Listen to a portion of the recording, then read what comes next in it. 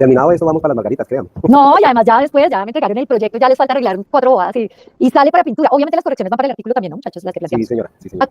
Perdón, acuérdense que los 2 asesores salen como coautores del artículo, para que lo tengan claro todos, ¿no? El metodológico Sí, y el temático. y el temático, pero eso no se escribe, ¿cierto? ¿O sí? Claro, en el artículo se tiene que escribir cada uno de los autores, porque Ok, cada ok. uno tiene que firmar pues, las cosas de las cláusulas que ponen a firmar y los conflictos de intereses y todo.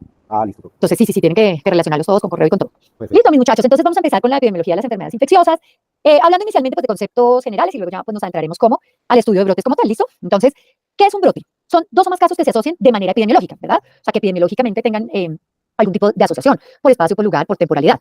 ¿Qué otra característica tiene un brote? Este es de aparición súbita y representa un incremento no esperado en la incidencia. Es decir, yo como voy teniendo unos datos que voy consolidando a través del tiempo, puedo saber más o menos cuántos casos esperaría para una enfermedad en un momento específico, ¿cierto?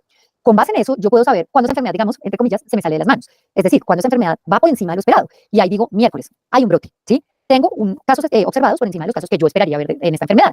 ¿En dónde? En un espacio localizado y restringido a nivel geográfico. Por ejemplo, una comunidad, un pueblo, un colegio, una universidad, una empresa, puede ser incluso una ciudad, ¿verdad?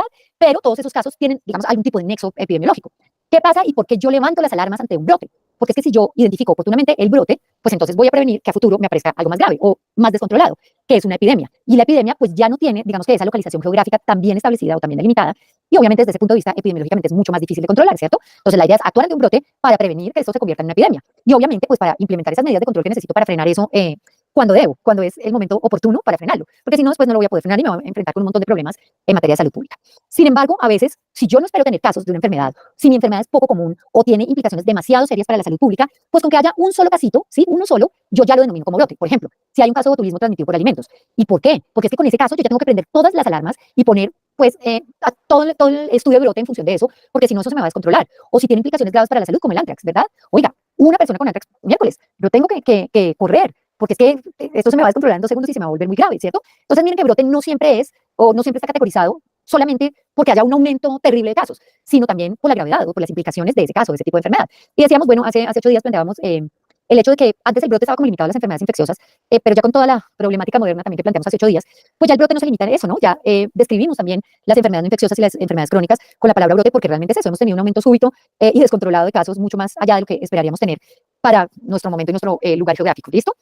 Luego de eso, entonces, ya si esta vaina se nos salió de las manos, ya nos fregamos, entonces, ¿qué pasó? Pasamos a una epidemia. Entonces, esa epidemia ya es lo mismo, o sea, una incidencia de los casos observados por encima de lo esperado, pero es de propagación rápida y ya no tiene, digamos, esa limitación geográfica tan específica que tenía un brote. Entonces esta vaina ya es a nivel nacional. Entonces yo ya no hablo de un brote en Colombia, hablo de que hay epidemia en Colombia, hablo de un brote en una población, en una ciudad, en un conglomerado de personas, ¿sí? Pero ya cuando se trascienden esos límites geográficos, ya empiezo a hablar de la existencia de una epidemia, ¿listo?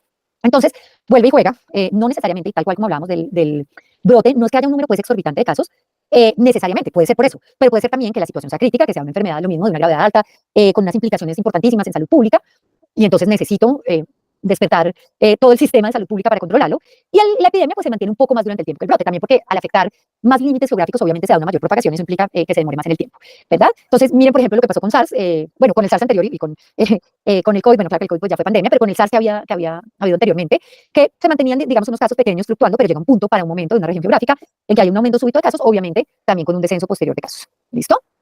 En la pandemia ya miércoles esto se descontroló. O sea, en el brote se me descontroló a nivel regional y en la pandemia se me descontroló a nivel mundial. Entonces, durante la pandemia ya hay unas implicaciones importantísimas, porque es que ya el área geográfica es más amplia y según los criterios que define pues, la Organización Mundial de la Salud para una pandemia, es que afecta a más de un continente. Lo que pasa es que antes eso era difícil, ¿no? Se demoraba. Ahora afecta más de un continente en un día, ¿sí? En menos de un día, en medio día, pues afecta más de un continente. Entonces, ya que se genera una pandemia a partir de una epidemia es muchísimo más fácil, ¿no? Entonces, básicamente es una epidemia que se internacionaliza y que pasa de continente, ¿verdad? Y hay un aumento súbito e inesperado de los casos, pero ya alrededor del mundo. Por ejemplo, lo que pasó con H1N1 o obviamente lo que pasó con COVID, bueno, que creo que hoy manejaremos muchos ejemplos porque creo que es muy cercano a todos, de pronto no para todos ustedes es cercana el brote de influenza o el brote de SARS anterior, pero creo que pues si hablamos de COVID, creo que ya todos lo vivimos de una manera muy directa, ¿verdad? ¿Qué pasa con estas pandemias? Generalmente, como lo vimos con COVID, es causado por un nuevo virus o una nueva cepa de un virus. Y digamos que desde ese punto de vista es muy fácil que esto se convierta en pandemia, porque si es un nuevo virus o una cepa de virus que no ha circulado, ¿verdad? Pues no vamos a tener inmunidad contra él, lo vamos a tener muy poca y no vamos a tener inmunidad de rebaño y no vamos a tener tratamiento y no vamos a tener vacunas y no vamos a tener nada como nos pasó con COVID y eso va a comprometer a un número muchísimo mayor de personas y por eso también se va a dar la más rápida propagación, porque es que si yo no tengo inmunidad, ni siquiera inmunidad pasiva contra eso, pues obviamente se va a propagar de una manera supremamente rápida, ¿verdad? Y obviamente tiene asociadas muchas más cosas que también las vivimos todos nosotros. Primero, pues una mortalidad muchísimo más elevada que una epidemia.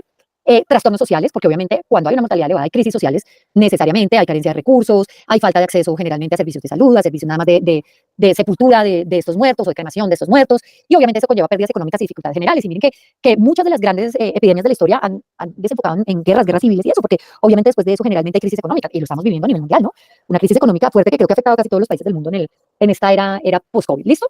Entonces, decíamos que uno de los criterios de la OMS es que afecta más de un continente, y el segundo criterio que establece la OMS es que los casos ya no sean causados por el contacto de gente, digamos, que proviene del lugar donde la enfermedad de origen, ¿verdad? Acuérdense que al principio era, bueno, alguien que haya tenido contacto con alguien que provino de China o que haya estado en China, ¿sí? Luego ya, cuando uno dice, oiga, esto ya está pasando a transmisión comunitaria, es decir, de una persona a otra, esa vaina ya es pandemia. Sí, porque ya no son solo los que llegan y que contraen la enfermedad ya, sino que si hay transmisión comunitaria, obviamente esa vaina se va a descontrolar y esa curva se va a explotar al cabo de muy pocos días, bueno, dependiendo del virus, de su velocidad de propagación, de su R sub 0. ¿Listo? Pero también eso puede irse como para el otro lado, ¿no? Y es lo que se asume, yo creo, lo que se asumió después como de la mortalidad gravísima y fuerte por COVID, que fue más o menos, bueno, 2021, 2022, ya después de eso, las cepas se hicieron un poco más virulentas, pero mucho más letales que esas cepas iniciales, pues que tenían unas tasas de letalidad muy altas. Las cepas posteriores, si ustedes se dan cuenta, ya la sintomatología era mucho más fuerte, o sea, fiebre, una tos terrible, el dolor de espalda, el decaimiento, la cosa, el dolor de garganta, pero ya los pacientes no se morían tanto. Entonces, uno asume que los organismos van mutando, y lo hablamos un poco hace 8 días, a cepas que puedan tener, que sean más contagiosas pero menos letales, para poderse mantener en el tiempo, ¿no? Si no, pues la especie se acabaría. Entonces, al hacer ese proceso, digamos que van teniendo contacto todo el tiempo con la comunidad en la que están, al punto que ya se vuelven endémicos. Es decir, se propagan todo el tiempo o de una manera latente y afectan a gran parte de la población, pero sin causar daños tan graves en la población. Por ejemplo, para nosotros, malaria es una enfermedad endémica, típica de Colombia. Sí, típica, que no es tan endémica en otras zonas, y les comentaba hace 8 días, ¿no? Que no es tan endémica en otras zonas de Latinoamérica, para Colombia es completamente endémica. Entonces ustedes van a ver curvas que bajan, suben, bajan, suben, bajan, suben, tiene un comportamiento así, ligado también a un comportamiento pues estacionario, digamos, pero nunca el brote terrible. ¿Por qué? Porque pues ya está ahí con nosotros. Lo mismo que la influenza normalita, ¿no? La gripe, listo. Esa vaina está ahí y es endémica y a todo el mundo le da y le da 5 veces al año y a todo el mundo, por allá uno que otro lo mata, pero eso es una vaina con la que tenemos que convivir el resto de la vida. ¿Sí? Eso ya no lo vamos a erradicar nunca, eso sí hay vacunas contra influenza, pero por ejemplo, la gripe común es muy difícil. Y yo creo que todos los epidemiólogos tenemos en la cabeza que de alguna manera el COVID se volverá algo así. Porque miren que ya han pasado 4 años, ¿verdad? Casi 5. Y ahí sigue, y ahí sigue, y ahí sigue. Y es que el mes pasado se reportaron otra vez miles de casos de COVID en Colombia. Pero ya no tanta mortalidad. Entonces llegará un punto en que posiblemente se vuelva endémico este asunto. Preguntas, intervenciones hasta acá, mis muchachos. Sí, profe, una. Eso, todas las que quieran. Yo sé que este tema muchos de ustedes conocen mucho, entonces ahí pueden desquitarse del módulo de pruebas diagnósticas que no pudieron hablar.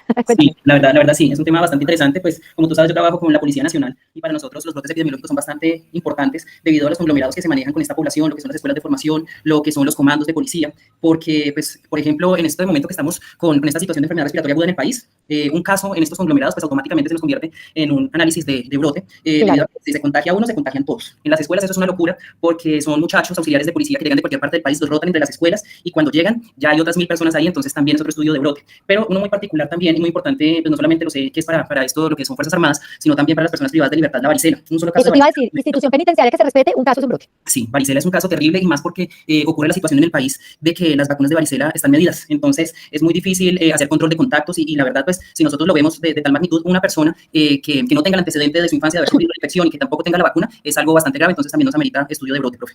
Claro, o mira, por ejemplo, en instituciones penitenciarias y carcelarias lo que está pasando con tuberculosis, ¿no? Una cosa súper preocupante, además casi todos multiresistentes, ¿no? Entonces, grave el asunto con eso que pasa. Obviamente todas las condiciones, ¿no? Contacto estrecho, hacinamiento, fluidos, pobre higiene, bueno, todo lo que quieran ahí. Y además de que muchos de ellos también tienen el contexto de ser VIH positivos, muchos de ellos sin De tratamiento, nutrición, un cóctel de infecciones. Exacto, el cóctel mágico para las tuberculosis multidrogoresistentes. Entonces, sí, son sectores difíciles de controlar. Por supuesto que sí, no sé si alguien más quiere intervenir. Profe, otra pregunta. Qué pena, buenas tardes. Cualquier pena, pero si este espacio es de ustedes, mis muchachos. Profe, hablando acerca de lo que es el tema de brote y epidemias, no sé, tal vez no presté atención o no me quedó muy claro. ¿Hay alguna relación con el tiempo, digamos, para que uno deje de hablar de brote y de epidemia? ¿Tiene que pasar algún tiempo, de pronto, no sé, ¿sí me va a entender? No, simplemente te lo da precisamente el mismo criterio que te lo desencadenó.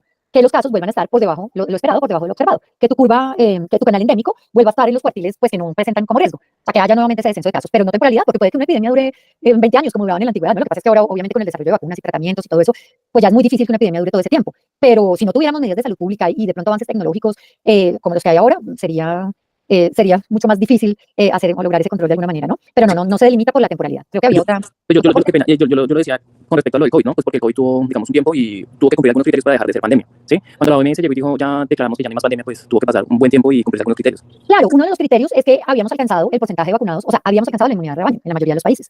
Eso es un concepto que vamos a hablar de hoy en 8 días, pero que a grandes rasgos es la la proporción de personas que necesito yo inmunizar, bien sea mediante inmunidad pasiva o activa, para asumir que ya cuando el virus llegue a una nueva persona, o sea, no va a encontrar más formas de seguirse propagando. Lo que pasa es que lo que nos hemos dado cuenta con COVID es que ha tenido unas mutaciones extra rápidas y llevamos en 2000 variantes, entonces pues las nuevas variantes vuelven a empezar el proceso, pero como les digo, generalmente un virus tiende a la mutación hacia cepas mucho menos letales, gracias a Dios. Si fuera al revés, bueno, si fuera al revés mataría mucha población, pero en últimas también se extinguiría, porque si se extingue el organismo que me está proveyendo el material genético para que yo me pueda replicar, pues obviamente pues yo también me voy a extinguir, ¿no? A ver, estoy pensando como virus.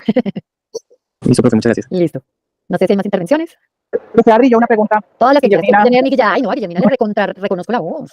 Sí, profe. Lo que pasa es que yo estuve ahí leyendo el ¿verdad? Y ellos hablan ahí de brote y de pandemia, pero que pueden significar lo mismo. ¿Hay alguna población determinada para poder hacer la diferencia o no? No, acuérdate que no es tanto por el número de casos, sino por el hecho de traspasar límites geográficos como más delimitados. Entonces, eso es básicamente lo que usamos como diferenciación entre un brote y una pandemia, una epidemia. Okay. No es que en la epidemia haya más casos, sino que esos casos trascienden los límites geográficos como tan delimitados de un brote. Entonces, tú hablas en un colegio, se dio un brote. Pero si ya dices, no, a nivel nacional, pues eso ya no es un brote, eso ya es epidémico. ¿Sí? Porque ya Ok, implica perfecto. otros mecanismos de transmisión, ¿no? Ok, gracias. A ustedes. ¿Hay otra intervención, creo? Profe, buenas tardes, Juan David.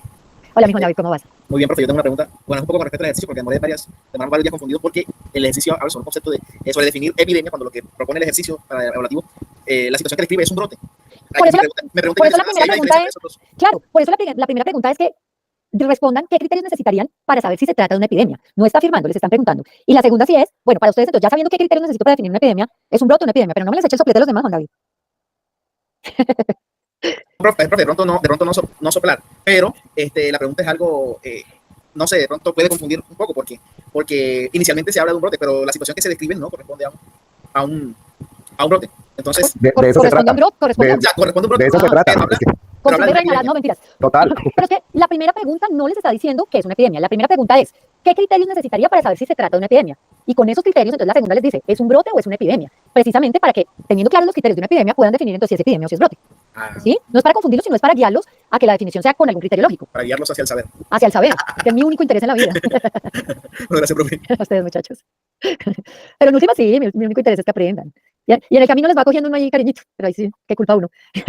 Listo, mis muchachos. Entonces vamos a hablar del estudio de brotes, vamos a hablar de las generalidades aquí un poquito, y luego ya del paso a paso, ya como para que puedan hacer su actividad evaluativa ya súper relajados todos. Listo, entonces, hace 8 días hablamos un poco de esto y decíamos, ojo con esto porque yo puedo observar aumento de incidencias, ¿verdad? O sea, de los casos observados mayor a los esperados y no necesariamente eso representa que yo esté ante un brote, porque puede ocurrir por cambios en el numerador y en el denominador. ¿Se acuerdan que lo hablábamos? Si hay mortalidad, si hay muchos nacimientos en la época, si hay migraciones de personas sanas o de personas enfermas, o emigraciones o inmigraciones. Entonces, todo eso en últimas puede responder a que yo tenga un brote y, bueno, tenga la apariencia de un brote, un aumento en los casos esperados sin que en la vida real haya un brote. O decíamos, mire, si cambian los procesos de notificación, paso de una notificación pasiva a una activa. Obviamente, si yo estoy sentado esperando que me lleguen los casos ahí, pues no los va a conseguir. Mientras que si me voy puerta a puerta a buscar los casos, pues entonces yo digo, miércoles, ahí sí, pues entonces va a ser posible que encuentre más. Y entonces no es que haya más casos, sino que yo los estoy encontrando, ¿sí? O, por ejemplo, mejoraron el acceso a servicios de salud. Obviamente, pues entonces va a llegar más gente, ¿sí? Si antes tenían solo un servicio de salud por allá lejísimos, la gente prefería ni siquiera consultar. Pero si ya mejoran estos servicios de salud, pues entonces la gente va a empezar a consultar más y va a parecer de alguna manera que hay un aumento en la incidencia, pero ese aumento en la incidencia no va a ser real, ¿cierto? Va a ser simplemente por esa mejora. O porque el procedimiento diagnóstico sea mejor. Entonces, no, tenemos ahora en la Secretaría de Salud pruebas más sensibles. Pues claro, si la anterior prueba tenía una sensibilidad del 80% y está al 95%, pues es un 15% más de personas que me va a diagnosticar.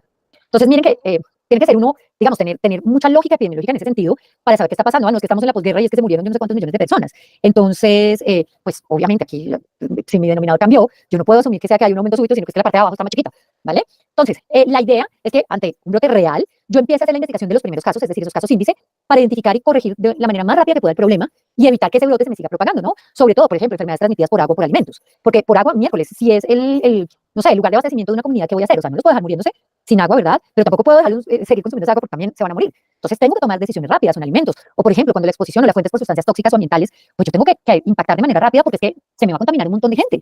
Toda la gente que esté alrededor de esas sustancias tóxicas o ambientales que lo están causando.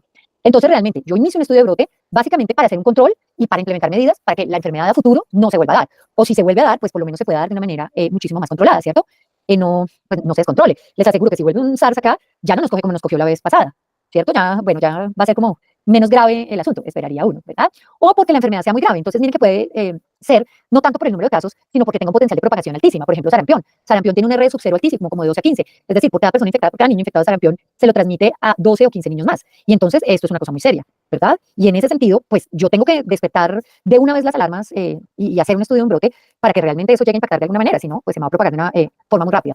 O que sea una enfermedad emergente. ¿Por qué? Porque es que si es una enfermedad emergente, pues no voy a tener vacunación o reemergente. Muchas veces esas enfermedades reemergentes pues no tienen ningún proceso de vacunación o ya no se están dando las vacunas, entonces voy a tener un problema para eso. O porque no tenga recursos. Entonces miren lo que pasó con COVID. Oiga, es que ya no teníamos UCIs para las personas, sabíamos que el siguiente ya se iba a morir porque no había UCI. Y el que se muriera ni siquiera tenía dónde enterrarse, como pasó en muchas zonas a nivel mundial, que nos, o sea, esto desbocó cualquier sistema de salud, por bueno que fuera en el mundo. O sea, ver personas en Canadá haciendo fila en establecimientos para recibir un plato de comida, un país de ingresos, pues, altos, de calidad de vida súper buena, porque los estaba fregando, ver Estados Unidos con muertos en las calles, o sea, cosas que uno decía impensable, ¿no?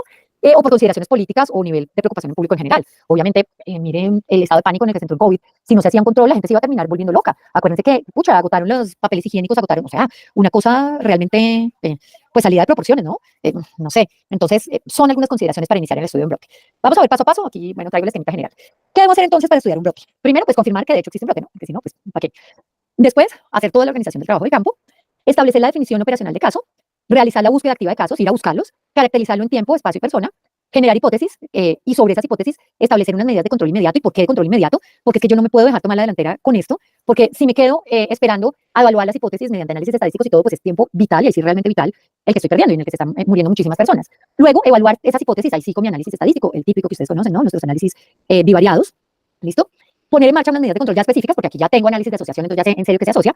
Evaluar esas medidas de control y hacer el informe técnico de investigación de campo, ¿listo? Entonces, lo primero, confirmar la existencia de un brote, o sea, de verdad, para Dios, hay un brote acá, no fue simplemente un cambio en el numerador, en el denominador, o lo que establecimos ahorita que se puede presentar para que eso suceda, sino que en serio, si hay un brote.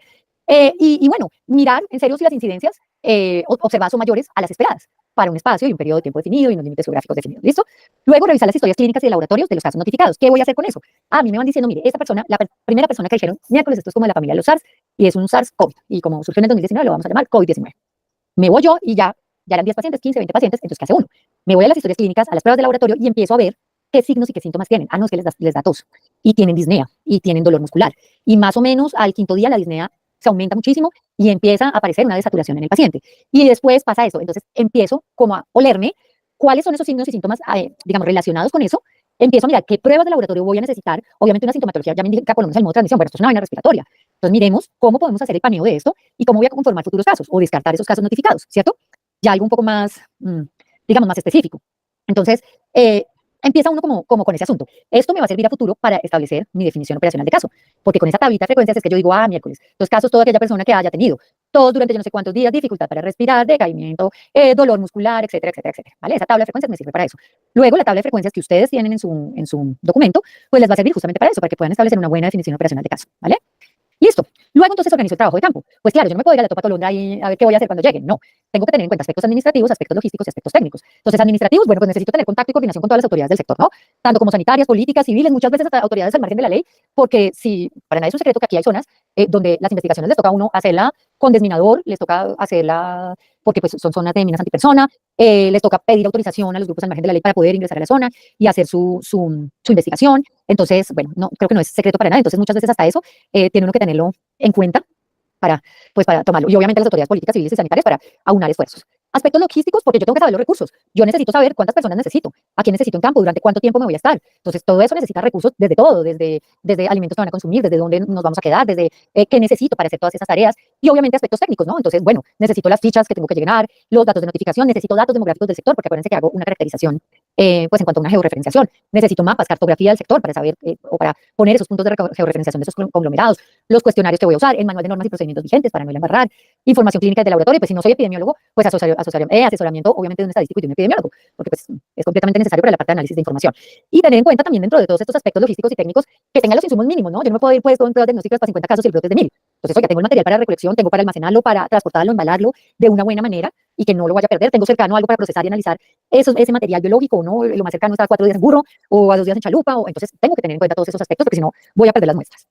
Luego, en el tercer punto, pues ya defino operacionalmente mi caso. Entonces, miren que en el punto anterior yo ya dije, miércoles, en el punto 1, yo dije, tengo una tablita de frecuencias de signos y síntomas. Entonces aquí lo que hago es mirar esos signos y esos síntomas de ese brote en específico, porque generalmente esas definiciones operacionales de casos suelen ser diferentes a las que se usan en vigilancia de salud pública. Y además, como se dieron cuenta con COVID, que salieron más de 20 definiciones operacionales de casos, era pues una cada semana, cada tercer día, pues se va modificando con la evolución del brote, porque hay signos y síntomas que no se presentan desde el inicio, hay signos y síntomas que se presentan posteriormente. Entonces yo debo tener esto en cuenta para ver pues para ir actualizando esas definiciones operacionales de caso, ¿cierto? Entonces, básicamente es estandarizar los criterios para saber si un caso se clasifica o no, ¿sí? Si lo descarto, si lo clasifico. ¿Y cuáles son esos criterios? Pues esos criterios que recolecté en mi tablita de frecuencia, ¿verdad? Que usualmente se agrupan en 3 categorías. Hagan de cuenta que ustedes están seleccionando una muestra y quieren aplicar unos criterios de inclusión y exclusión. Eso es hacer una definición operacional de caso. Entonces, tendrían unos criterios de inclusión clínicos, que son los signos y síntomas que se pudieron ver en las tablitas de frecuencias que dicen el caso 1, los casos notificados, y yo le puedo adicionar además la secuencia y la duración. Entonces, tos inicial con un promedio de 5 días de duración, seguida de dificultad respiratoria del paciente, primero en actividad, posteriormente en reposo, más o menos durante un día, al día siguiente se ve una disminución de la saturación de tanto por ciento, ¿sí? Le voy poniendo la secuencia y eso también me ayuda a identificar mucho mejor el caso. Luego unos de laboratorio, ¿verdad? Que ya puedo poner pues todas las partes bioquímicas, patológicas, microbiológicas, etcétera. Pero pues esto usualmente, por ejemplo, virus emergentes, pues en enfermedades emergentes, es muy difícil establecerlo al inicio. Miren lo que pasó con COVID, ¿no? O sea, al inicio era pura vaina clínica, luego ya pruebas de laboratorio, hasta que ya se fueron refinando, fueron siendo más específicas, porque es que al principio ni siquiera se sabía qué familia era el virus, ¿no? Entonces estábamos como que peleando contra un enemigo absolutamente desconocido y pues esa pelea es muy difícil. Y finalmente unos criterios epidemiológicos que en el estudio de brotes son importantísimos, porque me hablan del tiempo, espacio y persona. Entonces eso es importante, o sea, dónde se da, ¿verdad? En qué temporalidad se da, en qué persona se da. Eso me permite establecer factores de riesgo, la posible fuente, el modo de transmisión, los posibles periodos de incubación y según eso pues el agente etiológico causal. Entonces miren que esos criterios epidemiológicos son fundamentales para hacer un estudio de brote y obviamente también mirar el agente del huésped, del ambiente, ¿sí? Entonces, por ejemplo, periodo de incubación es de 5 días y una persona que tiene síntomas hace 7 días. No, pues eso sería un criterio de exclusión para este caso en particular, ¿verdad? Es otra enfermedad. ¿Sí? O periodo probable de exposición, personas que se expusieron entre el, no sé, 18 y 20 de junio, y esta persona no coordina por ningún lado ese periodo probable de exposición, o si tuvo contacto con casos índices o con casos secundarios, o si es de fuente común, entonces, no sé, es un vertedero de aguas, pues, oiga, ha tomado el agua, y si no estaba en la ciudad hace 5 días y llegó y no ha consumido el agua, pues, también va a ser un criterio de exclusión. Entonces, miren que hay que darle mucha lógica epidemiológica porque eso ayuda en los estudios de brote terriblemente. Les traje como ejemplito las definiciones de casos de COVID, la actualización al 16 de diciembre de 2020, aquí creo que ya habían salido por lo menos unas 10 o 15 definiciones de caso. ¿Por qué? Si ustedes se acuerdan, bueno, miremos un poquito de esto, entonces es un caso sospechoso, un caso probable y un caso confirmado, ¿no? En el sospechoso, para ese momento, bueno, que estábamos en lo fuerte de la mortalidad, eran criterios clínicos que fuera aparición súbita de fiebre y tos o aparición súbita de 3 o más signos o síntomas que fueran fiebre, tos, debilidad general, fatiga, cefalea, mialgia, dolor de garganta, resfriado nasal, disnea, anorexia, náuseas, vómitos, diarrea o estado mental alterado. Y criterios epidemiológicos que fueran residir o trabajar en zona de alto riesgo de transmisión de virus, entornos residenciales cerrados, entornos humanitarios como campamentos o estructuras para personas desplazadas en un periodo de 14 días anterior a la aparición de síntomas. Residir en una zona de transmisión comunitaria o haber viajado a ella en algún momento del periodo de 14 días anterior a la aparición de síntomas y trabajar en un entorno de atención en salud. Y se tenían que cumplir los clínicos y los epidemiológicos para hacer un caso sospechoso. A 20 de diciembre, si ustedes ponen esa vaina ahorita, ya criterios epidemiológicos es cualquier persona. Ya no importa, o sea, ya todas son zonas de transmisión comunitaria, ya no tenían que trabajar en entorno de salud, ya, o sea, ya todo el mundo. O B, tener enfermedad respiratoria aguda grave, o C, pues que haya dado positivo en una prueba rápida, ¿verdad? Listo. El caso probable para ese momento, ¿verdad? Era que cumpliera los criterios clínicos que se mencionaban aquí, ¿cierto? Pues en el caso sospechoso, y que fuera caso probable, y que fuera contacto de una persona con caso probable confirmado por COVID-19. Listo. Un caso sospechoso con signos indicativos en imágenes diagnósticas de tórax, persona con anosmia o ageusia. Y miren que eso apareció como en la 10ª definición. Ustedes se acuerdan que al principio no era pérdida del olfato ni pérdida del gusto en ningún momento, o los pacientes que la tenían pues no lo reportaban, no los tenían todos, pero luego ya como que en las cepas siguientes ya generaban anosmia y ageusia, y entonces lo tuvieron que incluir como un caso probable. Pero si ustedes miran las primeras definiciones de la OMS, no incluían estos criterios. Entonces, por eso les digo, eso se va replanteando junto a la evolución del brote. Y un caso confirmado, pues que tuviera la prueba de amplificación de ácidos nucleicos, ¿verdad? Que hubiera sido positiva en una prueba rápida y que se encontrara en la opción A o B de la definición del caso probable o del caso sospechoso, y persona sintomática que hubiera dado positivo en una prueba rápida de detección, ¿no? Entonces, miren, bueno, realmente esto va migrando y se iba modificando a medida que fueran dando más o se fueran dando la aparición de más signos y síntomas entre los pacientes. Listo, posteriormente me voy a buscar los casos, entonces paso de una búsqueda pasiva a una búsqueda activa ya de los casos, ¿cierto? Ya no estoy solo como esperando, bueno, a ver quién me va a llegar, sino que, oiga, tengo que ir a buscarlo y tengo que empezar a seguir seguimiento diario, telefónico, o como hacían con COVID, ¿no? Que se hacía un seguimiento por medio de plataformas virtuales o directamente al correo electrónico e ingresar un link y si uno tenía COVID todos los días le preguntaban cómo se siente, tenía contacto estrecho, yo no sé qué, sus síntomas han empeorado, cuánto tiempo lleva sin fiebre, eso es una búsqueda activa y búsqueda de contactos y uno les decía, mire, yo estuve con tal y tal persona, entonces se hacía la llamada de sus contactos estrechos y se hacía seguimiento, obviamente lo fuerte después ya era todo el mundo, ya no podían panear a 50 millones de colombianos, y adicionalmente pues los brotes en general afectan a ciertos grupos con ciertos factores de riesgo, entonces eso también es importante, determinar esos factores de riesgo para ir a buscar esos conglomerados, irse a esos sitios para buscar esos casos que no han sido notificados. Entonces, COVID, pues yo sé que estaba fregando más adulto mayor. ¿Qué se hizo? Búsqueda activa en hogares geriátricos. Entonces, vámonos a los hogares geriátricos y se buscaba y se hacía el paneo y se hacía, y un caso pues se aislaban todos los ancianitos de su hogar geriátrico, no podían recibir visitas y ¿vale? Y luego hubo ya pruebas en la calle, mucho tiempo, acuérdense que se ponían puesticos y la gente podía pasar a hacerse prueba, ya ni hacen prueba, ¿no? Ya es muy raro el paciente que le hacen prueba, de pronto el que tiene un factor de riesgo, le hacen prueba de COVID y pues al resto de contactos con los mismos síntomas, chao. Y acuérdense que al principio también eran, no, 21 días en casa, luego 14, luego 7, llevamos en 3, ¿no? Ya aíslese 3 días y listo, sale para pintura. Creo que hay alguna intervención. Oye, el pitico. Profe, ¿sabes si me puedes aceptar por otro link para poder unir a la clase? ¿Qué pasó? ¿Se les cayó el otro? Sí, es que pues le estoy mandando la solicitud. Dale. Es que eso en la playa es muy difícil, ¿no? Que vida tan dura. Uno aquí chupando frío, entregando notas. Vea, por allá se oye el vallenato de fondo. No, ya están enrumbados. Listo. Y a mitad, si quieres cierra el micro, que se oye por allá la rumba de fondo. Listo.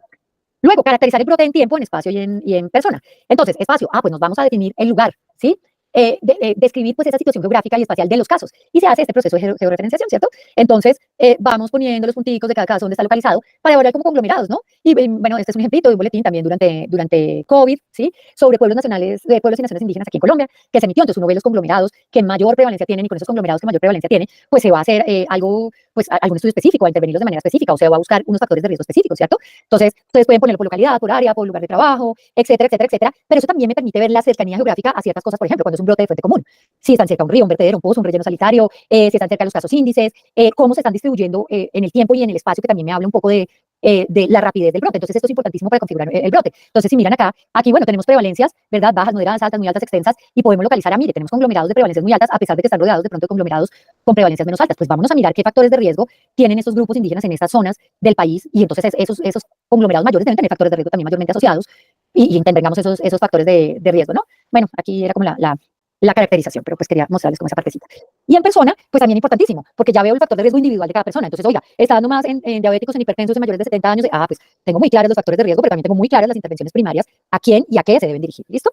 Y finalmente caracterizo el brote en tiempo, ¿no? Ya hablamos del espacio de la persona, pues finalmente la caracterización va a ser en tiempo. Entonces, digamos que esa caracterización en tiempo básicamente necesita gráficas. La gráfica, bueno, el canal endémico no lo vamos a hablar hoy, ¿verdad? Porque creo que ese está como muy clarito en el referente de pensamiento. Yo sé que varios de ustedes también conocen los canales endémicos y los manejan, no tenemos ningún digamos que problema con esos canales endémicos.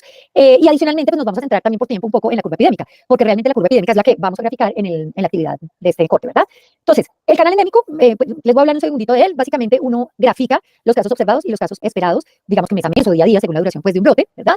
Y lo divide en cuartiles. Esos cuartiles van a tener, pues, van a representar unas zonas. Entre el cuartil 1 y cuartil 2 va a estar la zona de éxito, es decir, está todo bien, súper bien, incluso menos que lo esperado. Vamos a tener una zona de seguridad, ¿verdad? O sea, los casos que queden en esa zona va a ser una zona de seguridad, y ahí vamos a decir, bueno, aquí todavía estamos seguros, no se ha descontrolado esto. Y entre el cuartil 3 y cuartil 4, los casos que queden van a representar, pues, una zona de alarma. Es decir, esto sí, ya estamos ante un brote y ya vamos a tener que implementar, perdón, medidas de control para ese asunto. ¿Listo? Y la curva epidémica también nos caracteriza, pero nos caracteriza ya la duración de brote y nos ayuda a mirar la naturaleza de ese brote y mirar el periodo probable de exposición de ese brote. Entonces, la duración de un brote depende de muchos factores. Depende, bueno, de la virulencia, la infectividad del agente transmisor, ¿verdad? Del modo de transmisión. No es lo mismo un virus de transmisión respiratoria que uno de contacto directo. Miren lo que pasó con COVID y luego viruela símica. Cuando apareció viruela símica, la gente entró en pánico y a mí me decían, Dios mío, todos los epidemiólogos, dígame la verdad, esto nos va a matar peor que el COVID, ¿cierto? No, pues obviamente una enfermedad respiratoria, la transmisión es a toda y todo el mundo se contagia. Algo que implique un contacto directo, pues, oiga, es que yo no voy por la calle en pelota restregándome contra las personas, ¿sí? O sea, es diferente el contacto. Mientras yo voy por la calle hablando y la otra gente hablando y tosiendo y estornudando, y obviamente pues las gotículas viajan a 2 metros a unas velocidades altísimas y obviamente el contagio es mucho más rápido. Entonces, eso también influye. Y obviamente el periodo de incubación y la efectividad de las medidas que yo pueda establecer de manera inmediata. Entonces, aquí tenemos un ejemplito que lo vamos a retomar ahorita cuando veamos el periodo probable de exposición, que quiero que lo guarden en la cabeza, que es un brote de rubéola que afectó a 37 personas y ocurrió entre el 21 de junio y el 29 de junio con una duración de 9 días, ¿vale? Hasta ahí lo vamos a dejar. ¿Qué es esto? Esto es una curva epidémica, básicamente es un histograma, ¿sí ven? Una curva epidémica es un histograma. ¿Que se construye con qué? Pues en el eje Y se construye con los casos, en este caso diarios, pero si fuera un brote agudo, pues lo construyo con casos por horas, ¿verdad? Y en el eje X, pues con la temporalidad que yo quiera definir. O sea, no la que yo quiera, sino la que sea lógico definir. Si un brote dura 2 días, pues no lo voy a poner en días, lo pongo en horas. Si dura 9 días, pues en días. Si dura 3 años, pues lo pongo en meses. Entonces, temporalidades como acordes para que la gráfica no quede súper saturada, ¿cierto? Y se pone desde el primer paciente que tuvo sus primeros síntomas hasta los últimos pacientes que se presentaron. ¿Listo? Y debo incluir todas las personas que fueron afectadas en el brote. Cada casito se representa por un cuadrado pequeñito, ¿verdad? Entonces aquí pues asumiríamos que hay 9 casos, aquí 8, aquí 3, aquí 2, aquí 1, aquí otra vez 1, aquí sí, hasta que sumen los 37 casos a los que afectó. Entonces, ¿qué tipos de brote podemos tener? Podemos tener brotes de fuente común, ya volvemos acá, ¿verdad? Y brotes propagados, que las gráficas, miren, son completamente diferentes. Vamos a hablar primero de los brotes de fuente común, ¿verdad? Entonces, estos brotes de fuente común pueden ser a su vez también de 3 tipos. Un brote de fuente común continuo, ¿verdad? Es decir, que todo el tiempo se mantiene. Uno intermitente, que suben los casos, bajan los casos, suben los casos, alcanzan una meseta, vuelven a disminuir, suben, alcanzan una meseta, vuelven a disminuir, ¿verdad? O uno, bueno, ya vamos a ver el otro. Entonces, ¿qué es un brote de fuente común? Como su nombre lo indica, pues es que todos se contagiaron de la misma fuente, por eso se llama fuente común.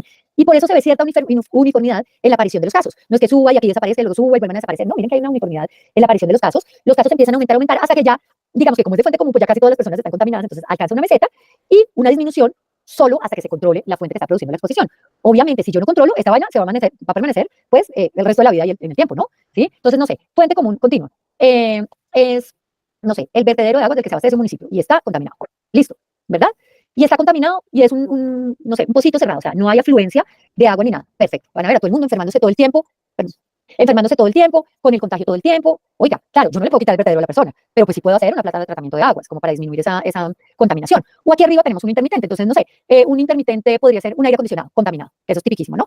Entonces, en periodo de verano, pum, contagios, contagios, contagios, en invierno entonces no se usa, verano se vuelve a usar, invierno no se usa, y entonces aumentan, disminuyen, pero lo mismo. Hasta que yo no elimine esta fuente común, pues entonces no voy a poder hacer nada, no voy a tener un control de esos casos, ni una desaparición de esos casos. El otro brote de fuente común es que sean puntual, ¿verdad? Entonces, cuando es una fuente común puntual, se denomina epidemia explosiva.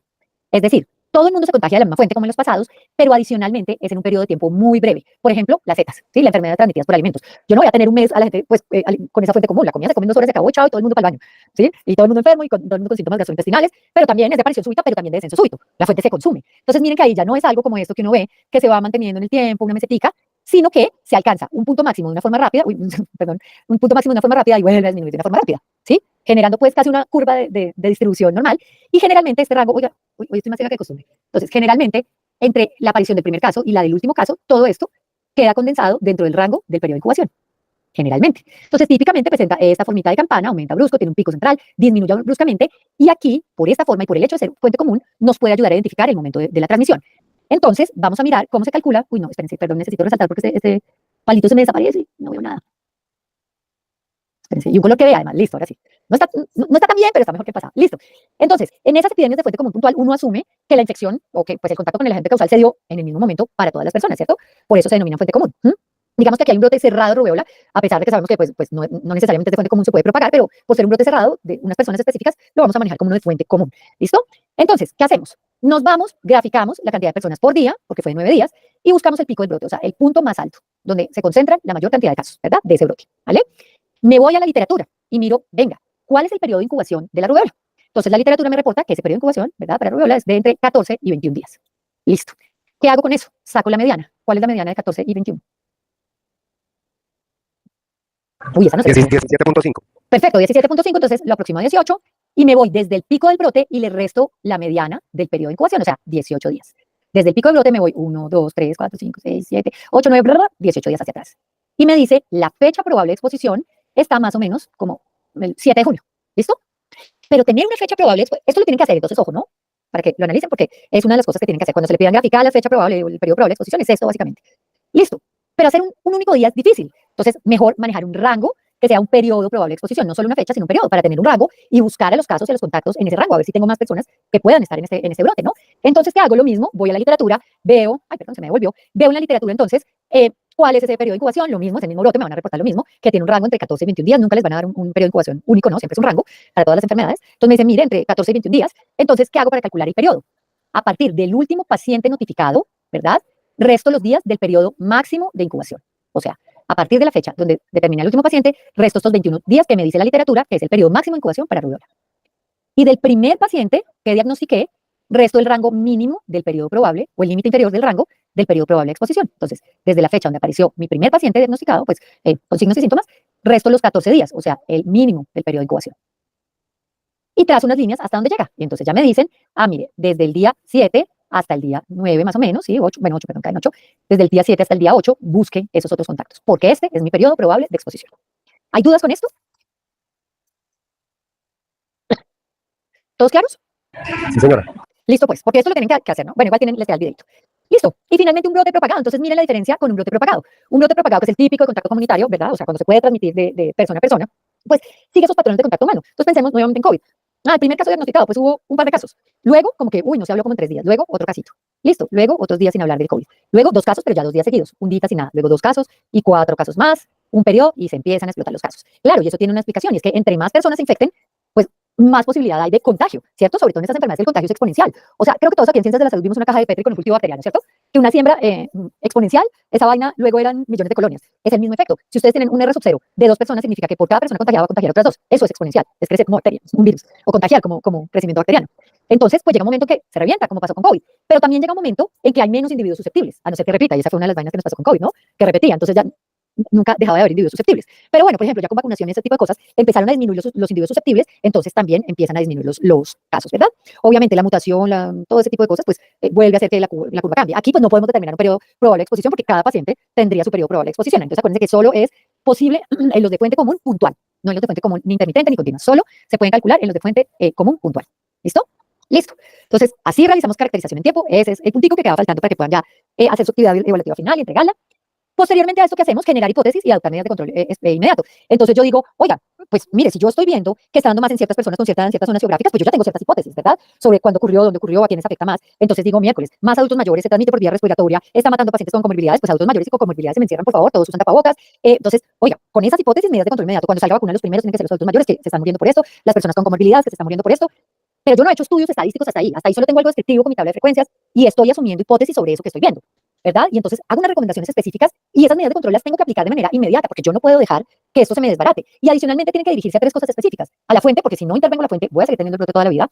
Al modo, ¿verdad? Entonces respiratorio, tapabocas para todo el mundo y aislamiento y a la exposición. No hay mayor exposición en adultos mayores, pues encerrados, lo siento, ¿verdad? Entonces, necesito controlar esa fuente, decimos, esa exposición de alguna manera, ¿no? Y obviamente, pues si, por ejemplo, es de contacto, ¿verdad? O sea, que se contagia de persona a persona, pues yo tengo que irme también a la fuente de infección. ¿Cuál es la fuente de infección? Pues los enfermos y proteger a los contactos, a los susceptibles. Y en esa protección, ¿verdad? Y en ese control de la fuente de infección, pues están los procesos de inmunización cuando hay disponibles, los tratamientos cuando hay disponibles, o hacer una profilaxis o una prevención, un control de esos factores de riesgo.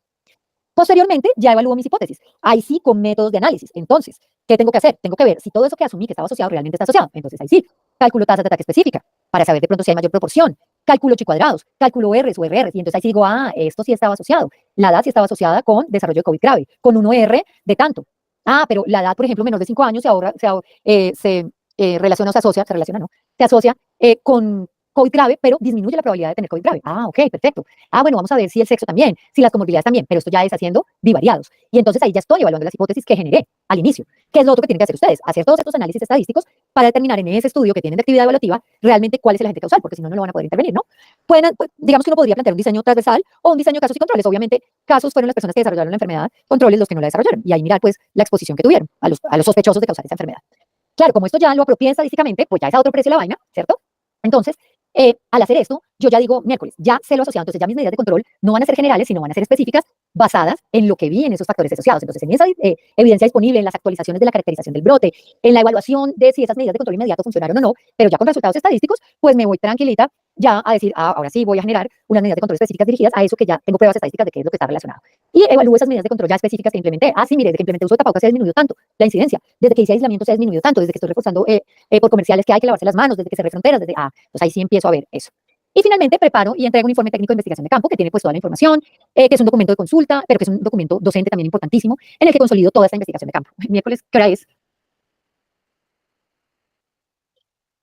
¿Me están oyendo?